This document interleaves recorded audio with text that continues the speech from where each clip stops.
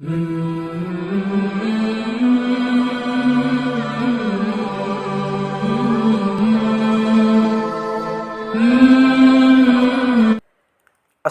علیکم ورحمۃ اللہ وبرکاتہ۔ عزیزان گرامی، امت کے اندر شب معراج کے حوالے سے بے شمار غلط فہمیاں پھیلی ہوئی ہیں، اس لیے آج کی ویڈیو میں ہم شب معراج کے متعلق ایک ایسی شخصیت کے پیغام کو پیش کریں گے جس پر پوری دنیا متفق ہے۔ وہ شخصیت حضرت اقدس مفتی تقی عثمانی صاحب کی ہے۔ حضرت فرماتے ہیں کہ 27 رجب کی شب کے بارے میں یہ مشہور ہو گیا ہے کہ یہ شب معراج ہے، اور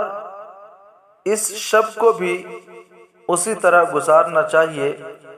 جس طرح شب قدر گزاری جاتی ہے، اور جو فضیلت شب قدر کی ہے کم و بیش شب معراج کی بھی وہی فضیلت سمجھی جاتی ہے۔ بلکہ حضرت فرماتے ہیں کہ میں نے تو ایک جگہ یہ لکھا ہوا دیکھا کہ شب معراج کی فضیلت شب قدر سے بھی زیادہ ہے، اور پھر اس رات میں لوگوں نے نمازوں کے بھی خاص طریقے مشہور کر دیے کہ اس رات میں اتنی رکعات پڑھی جائیں، اور ہر رکعت میں فلاں خاص صورتیں پڑھی جائیں۔ خدا جانے کیا کیا تفصیلات اس نماز کے بارے میں لوگوں میں مشہور ہو گئیں۔ خوب سمجھ لیجئے، یہ سب بے اصل باتیں ہیں، شریعت میں ان کی کوئی اصل اور کوئی بنیاد نہیں۔ سب سے پہلی بات تو یہ ہے کہ 27 رجب کے بارے میں یقینی طور پر نہیں کہا جا سکتا کہ یہ وہی رات ہے جس میں نبی کریم صلی اللہ علیہ وسلم معراج پر تشریف لے گئے تھے،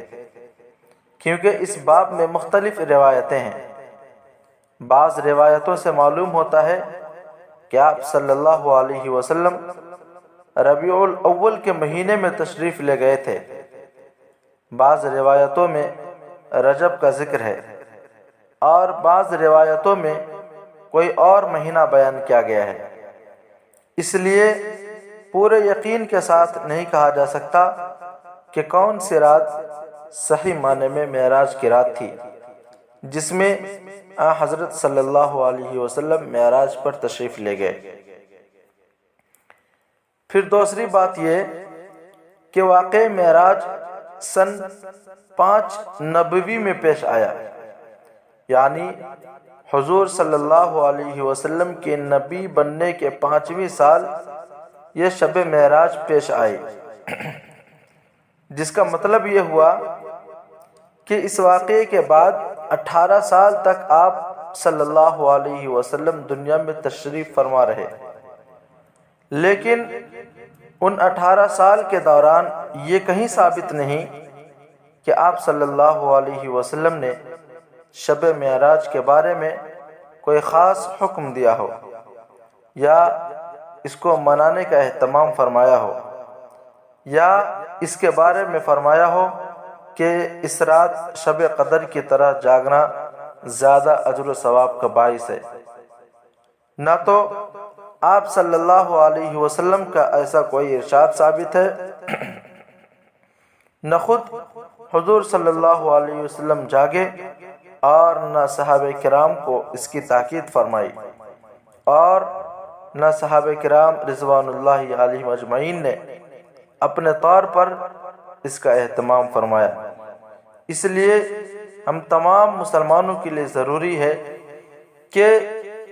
اس طرح کی باتوں پر بالکل بھی توجہ نہ دیں، اور